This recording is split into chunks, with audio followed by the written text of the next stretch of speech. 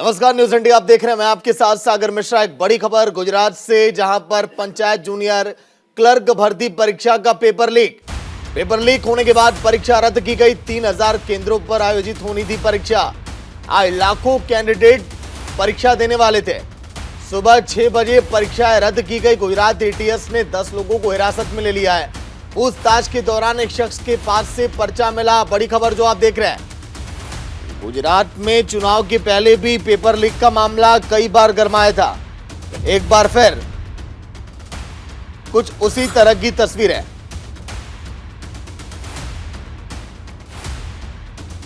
Gujarat ATS ने आज सुबह 6 बजे परीक्षा रद्द की गई है। 14 से 20 प्रतियोगी परीक्षाएं बीजेपी के शासनकाल में जब लीक हुई थी, उस दौरान भी जमकर कांग्रेस ने सवाल उठाए थे। और अब एक बार फिर पेपर लीक का मामला सुर्खियों में। कई सारे ऐसे विद्यार्थी जो परीक्षा देने केंद्रों पर पहुंचे, लेकिन 3000 केंद्रों पर यह कहा गया कि परीक्षा नहीं हो पाएगी। लाखों कैंडिडेट ऐसे जो अब इंतजार करेंगे अगली परीक्षा का। 10 लोगों को हिरासत में लिया गुजरात एटीएस ने। आज के दिन की बड़ी खबर, क्योंकि लाखों परीक्षार्थी जो परीक्षा केंद्र पर पहुंचे तो, लेकिन उम्मीद उन्हें नहीं थी कि एक बार फिर कुछ वैसा ही होगा, जिस कारण हमेशा गुजरात में सवाल खड़े हो पेपर लीक को लेकर। 3000 केंद्रों पर परीक्षाएं होनी थी। सहयोगी मेहुल झाला पूरी जानकारी के साथ। मेहुल, ताजा अपडेट क्या है? देखिए, पहले भी जमकर ये मुद्दा छाया रहा है पेपर लीक का, चुनाव के पहले भी। एक बार फिर कुछ वैसा ही मामला सामने आया है। मेहुल, पूरी जानकारी क्या है?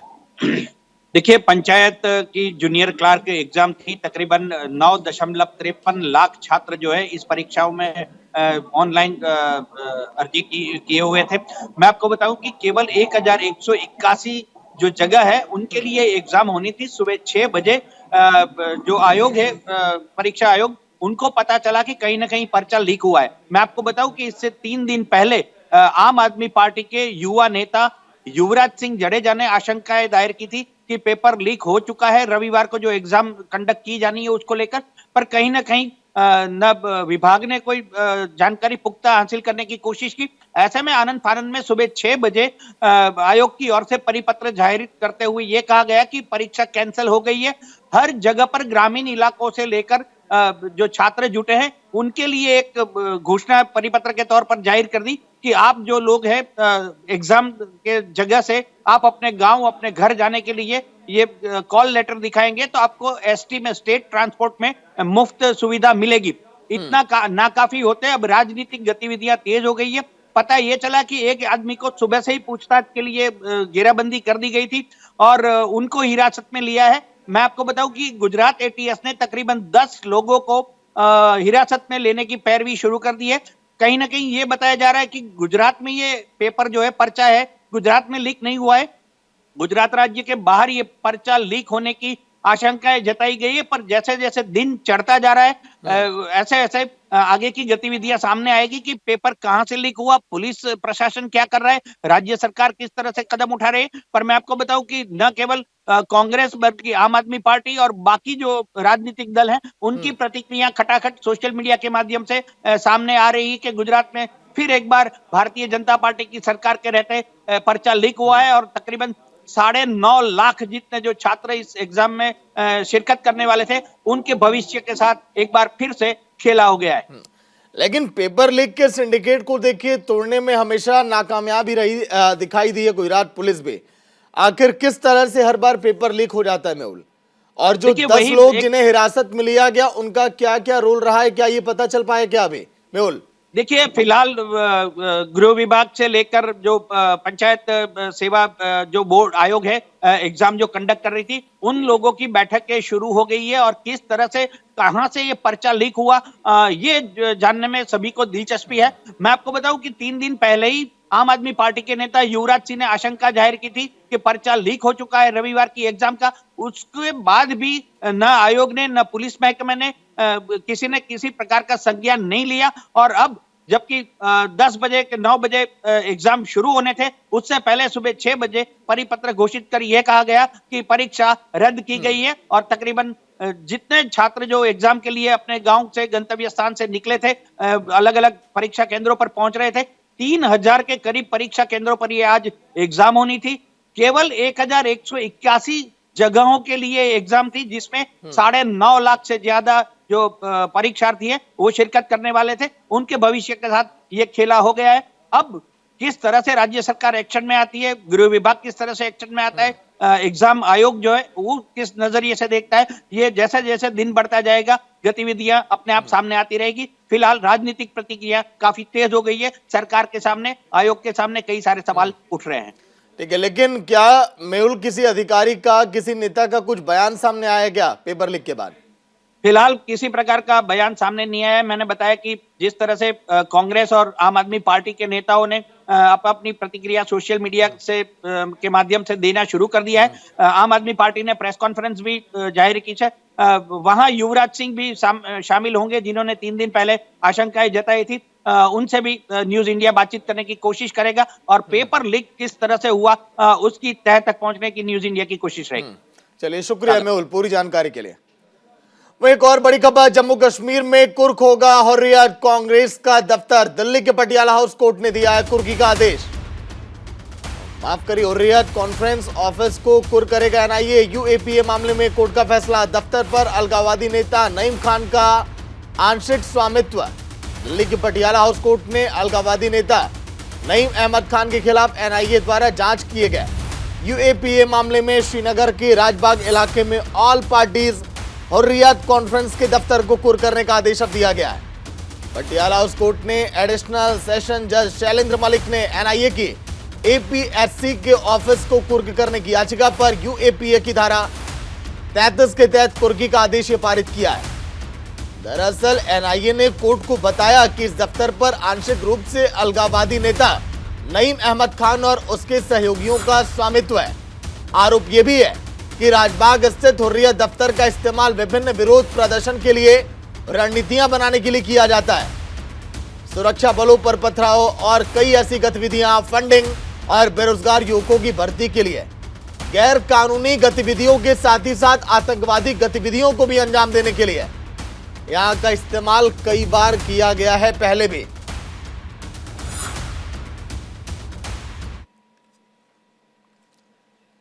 वहीं एक और बड़ी खबर पंजाब के फिरोजपुर से, जहां पर रैश ड्राइविंग का वीडियो सामने आया है। कई गाड़ियों को टक्कर मारी है।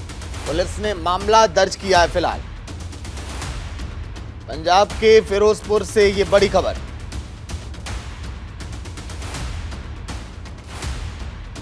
रैश ड्राइविंग का वीडियो फिलहाल सामने आया। कई गाड़ियों को टक्कर मारी इस गाड़ी ने। देखिए वीडियो भी आप। ये थार गाड़ी किस तरह से एकदम बेकाबू और टक्कर मारती हुई निकल गई कई गाड़ियों में।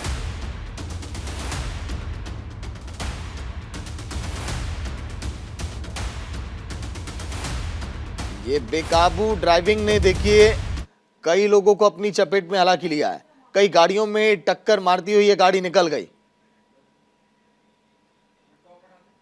कई बार जब देखिए फिलहाल कार्रवाई की गई है, उसकी भी यहां पर तस्वीर। अब आगे क्या एक्शन लिया जाएगा ये भी देखना होगा, क्योंकि पुलिस ने मामला अभी दर्ज कर लिया है। कौन ये शख्स था, कौन ये गाड़ी चला रहा था, फिलहाल इन सब बातों की जांच अभी जारी।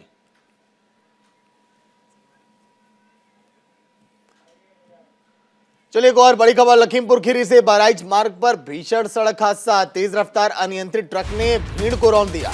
हादसे में 6 लोगों की जानें चली गई, कई लोग वहां पर घायल हैं। घायलों को इलाज के लिए जिला हॉस्पिटल में एडमिट किया गया। इलाज अभी उनका जारी है। यूपी के लखीमपुर खीरी में बहराइच मार्ग पर यह भीषण सड़क हादसा। तेज रफ्तार अनियंत्रित ट्रक ने भीड़ को कुचल दिया। हादसे में 6 लोगों की जानें चली गई। 1 दर्जन से ज्यादा लोग यहां पर घायल हो गए। तस्वीरें आप देखिए देर रात की। घायलों का इलाज अभी जारी है। मौके पर भारी पुलिस बल की तैनाती भी। परिजनों की चीख पुकार मच गई घटनास्थल पर।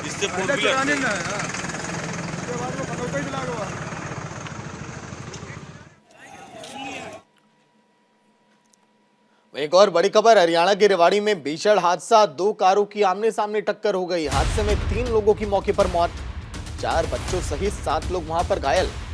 रेवाड़ी के ट्रॉमा सेंटर में उन्हें एडमिट करवाया गया है।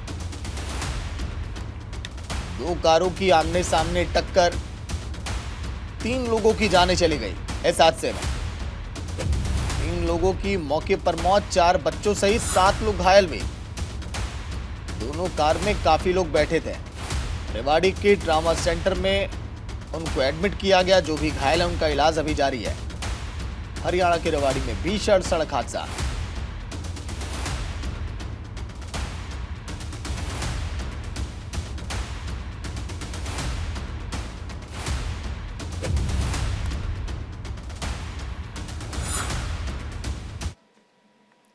चलिए एक और बड़ी खबर, अफगानिस्तान में तालिबान सरकार का फरमान। तालिबान सरकार ने निजी विश्वविद्यालय को आदेश अब दिया है। महिला छात्राओं को प्रवेश परीक्षा में बैठने की अनुमति नहीं। उच्च शिक्षा मंत्रालय ने निजी विश्वविद्यालय को पत्र लिखा, फैसले का उल्लंघन करने पर कानूनी कार्रवाई की जाएगी। अफगानिस्तान में तालिबान सरकार ने निजी विश्वविद्यालय को आदेश दिया कि वयस्क होने तक लड़कियों को प्रवेश परीक्षा के लिए पंजीकरण की अनुमति ना दी जाए। निजी विश्वविद्यालय की एसोसिएशन ने कहा कि तालिबान के उच्च शिक्षा मंत्रालय ने उन्हें एक चिट्ठी लिखकर लड़कियों के नामांकन स्थगित करने के लिए कहा है। पत्र में यह भी कहा गया कि अगली सूचना तक छात्राओं को पंजीकरण की अनुमति भी नहीं है। इस फैसले का उल्लंघन करने पर कानूनी कार्रवाई भी की जाएगी। अफगानिस्तान में निजी विश्वविद्यालय में दाखिला लेने के लिए सरकार अलग से परीक्षा लेती है, जिसकी निगरानी उच्च शिक्षा मंत्रालय करता है। हर साल मंत्रालय प्रवेश परीक्षा की तारीख भी तय करता है। पिछले साल 20 दिसंबर को तालिबान के उच्च शिक्षा मंत्रालय ने सार्वजनिक और निजी विश्वविद्यालय में लड़कियों की शिक्षा को निलंबित भी कर दिया था। इसके बाद America, Britain, France, Germany, Canada, Japan, Netherlands, Norway, Spain, Switzerland, यूरोपीय संघ के देशों ने तालिबान को ऐसा नहीं करने की चेतावनी भी दी थी।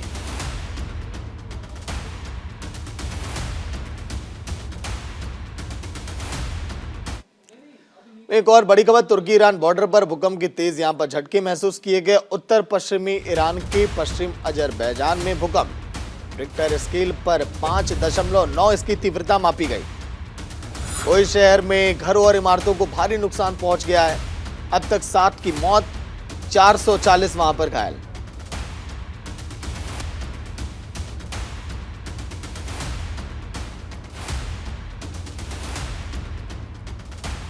चार 440 लोग घायल हैं इस भूकंप में। रेस्क्यू ऑपरेशन का दौर अभी भी वहां पर जारी है।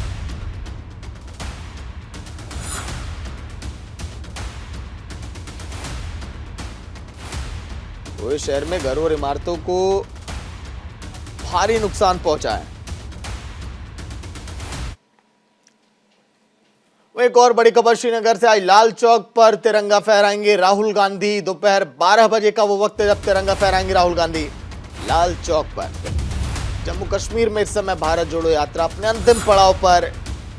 यहां पर कई दिग्गज नेता शामिल होंगे। हरियाणा के सीएम भी आपको दिखाई देंगे अंतिम दिन की यात्रा में। राहुल गांधी, प्रियंका गांधी, तमाम दिग्गज नेता कांग्रेस के भारत जोड़ने में लगे रहे। लेकिन लाल चौक पर जब तिरंगा फहराएंगे राहुल गांधी, वो भी एक बड़ा दिन होगा कांग्रेस के लिए। सियासी जमीन को मजबूत करना है। जम्मू कश्मीर में भी चुनाव संभव है और जब तिरंगा वहां पर फहराएंगे राहुल गांधी तो कितने लोगों का साथ मिलेगा, क्या लोगों का जमावड़ा होगा, क्योंकि लोगों को बहुत सारी उम्मीदें। गुलाम नबी आजाद जैसे नेता जब पार्टी से किनारा किए उसके बाद चुनौतियां और भी ज्यादा खड़ी हो गई राहुल गांधी के सामने। लेकिन महबूबा मुफ्ती, फारूक अब्दुल्ला, तमाम इन नेताओं का जब साथ मिला तो एक उम्मीद, एक आशा की किरण जरूर जगी है कांग्रेस के लिए।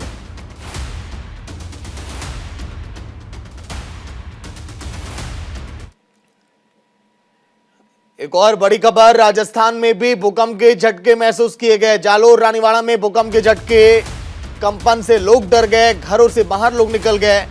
भूकंप से जान माल का नुकसान अभी तक नहीं हुआ है, खबरें जो आई हैं। जालोर, रानीवाड़ा में भूकंप के झटके, देखिए लोग किस तरह से वहां पर सोसाइटियां हैं, किस तरह से लोग उससे बाहर निकलने लगे। आनन फानन में लोग घरों के बाहर निकल गए। देखिए पंखे किस तरह से वहां खेले। भूकंप के झटके महसूस किए गए राजस्थान के जालोर में। भूकंप का केंद्र अभी फिलहाल इसकी सही पुष्टि नहीं हो पाई, लेकिन जान माल का नुकसान अभी इसमें नहीं बताया जा रहा है। एक और बड़ी खबर, पीएम नरेंद्र मोदी आज मन की बात करेंगे। नए साल में पहली बार पीएम नरेंद्र मोदी के मन की बात 96 एपिसोड हो चुके हैं। आज एपिसोड नंबर 97 आप सुनेंगे। पीएम का सुबह 11 बजे आकाशवाणी पर इसका प्रसारण। पीएम नरेंद्र मोदी मन की बात के जरिए आज बहुत कुछ बताने वाले हैं, अपने अनुभवों को साझा करेंगे। इसके पहले जब जब कार्यक्रम हुए उन्होंने पर्यावरण से लेकर कई मुद्दों पर अपनी बात रखी है। और आज कौन सी होंगी बड़ी बातें मन की बात में पीएम नरेंद्र मोदी की, ये भी देखने वाली बात होगी। 2014 में पहला एपिसोड, फिर उसके बाद लगातार मन की बात के जरिए अपने विचारों को साझा करते हैं पीएम। एक और बड़ी खबर, अमृत उद्यान के नाम से जाना जाएगा मुगल गार्डन। राष्ट्रपति द्रौपदी मुर्मू अमृत उद्यान का उद्घाटन करेंगी। 31 जनवरी से आम लोगों के लिए ये खुल जाएगा, लोग दीदार कर सकेंगे। 2 महीने तक आम जन के लिए अमृत उद्यान खुला रहेगा। सोमवार को लोगों के लिए हालांकि ये बंद रहेगा। एक स्कैनर जो आपको दिखाई देंगे हर एक फूलों के आसपास। आप फूलों के बारे में आप जान सकते हैं मोबाइल में स्कैन करके, क्योंकि 50 किस्मों के पेड़, 160 वैरायटी के 5000 पेड़ वहां पर ऑनलाइन बुकिंग भी आप कर सकते हैं। 7500 लोगों के लिए टिकट 12 से 4 बजे तक होंगे और 10,000 लोगों के लिए 15,000 लोगों के लिए करीब हर दिन ये खुला रहेगा। एक और बड़ी खबर, बीटिंग द रिट्रीट 2023 समारोह का आज विजय चौक पर कार्यक्रम होगा। सेना की ओर से बजाई जाएगी 29 धुन। ड्रोन शो से रोशन होगा विजय चौक, देश का सबसे बड़ा ड्रोन शो। 3500 ड्रोन शामिल होंगे। आज बीटिंग द रिट्रीट 2023 समारोह का आयोजन किया जाएगा दिल्ली में विजय चौक पर। राष्ट्रपति द्रौपदी मुर्मू की उपस्थिति होगी। गणतंत्र दिवस समारोह के औपचारिक अंत का ये प्रतीक बीटिंग द रिट्रीट सेरेमनी। सेनाओं के जवान, राज्य पुलिस और बैंड के जरिए धुन बजाते हैं यहाँ पर।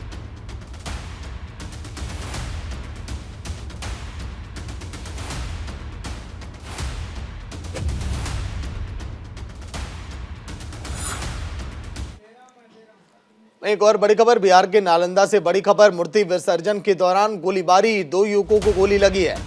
मामले की जांच में पुलिस अब जुटी है। बिहार के नालंदा में गोलीबारी की गई। मूर्ति विसर्जन का वो वक्त था जब 2 युवकों को गोली लगी, जिनका इलाज अभी जारी है।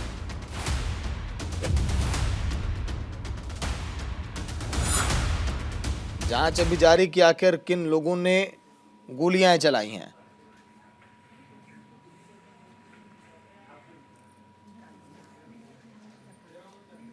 मूर्ति विसर्जन के दौरान उन्हें गोली लगी।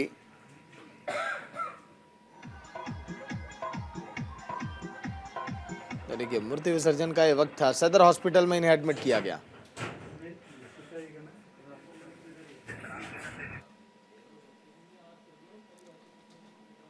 वहीं एक और बड़ी खबर, राजस्थान की जोधपुर में दर्दनाक हादसा, ट्रक से टकराई पुलिस की कार, 2 कांस्टेबल सहित 3 की मौत हो गई।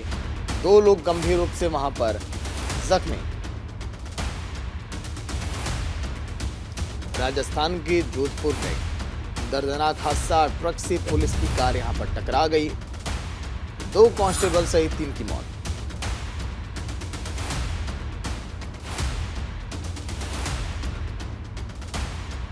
दो लोग गंभीर रूप से घायल भी। राजस्थान के जोधपुर में दर्दनाक हादसा।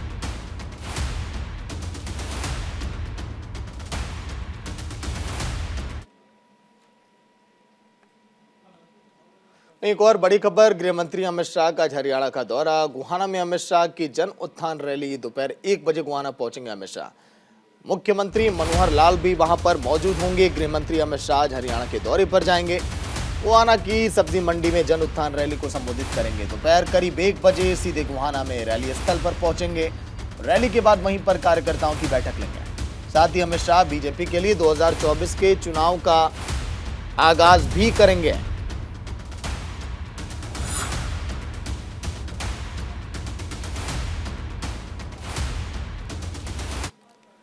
एक और बड़ी खबर, यूएन महासभा के अध्यक्ष का भारत दौरा, 3 दिन के दौरे पर आएंगे कसाबा कोरोसी। किसी भी देश की पहली द्विपक्षीय यात्रा है ये। बीटिंग द रिट्रीट सेरेमनी में होंगे शामिल। विदेश मंत्री एस जयशंकर के साथ द्विपक्षीय वार्ता भी। संयुक्त राष्ट्र महासभा के 77वें सत्र के अध्यक्ष कसाबा कोरोसी आज 3 दिन के भारत के दौरे पर। संयुक्त राष्ट्र महासभा के अध्यक्ष की ये किसी भी देश की पहली द्विपक्षीय यात्रा होने जा रही है। भारत यात्रा के दौरान यूएनजीए अध्यक्ष कसाबा कोरोसी दिल्ली में विदेश मंत्री एस जयशंकर के साथ मुलाकात करेंगे। अपने दौरे से पहले मीटिंग द रिट्रीट सेरेमनी भी वो देखेंगे। कोरोसी भारत के G20 सचिवालय का भी दौरा करेंगे।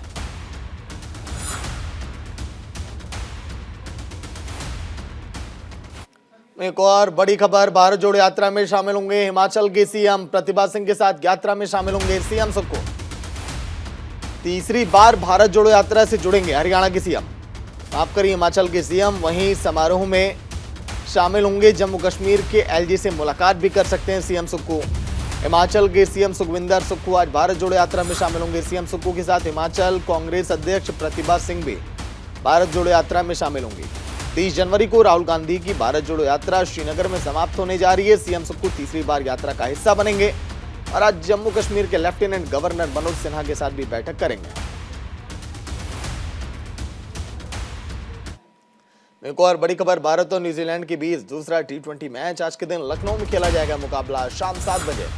मुकाबले की शुरुआत होगी। 3 मैचों की सीरीज में भारत 1-0 से पीछे है और आज लखनऊ के अटल बिहारी स्टेडियम में भारत और न्यूजीलैंड के बीच दूसरा T20 का मैच। हार्दिक पांड्या की कप्तानी में भारत के लिए मैच जीतना बेहद जरूरी।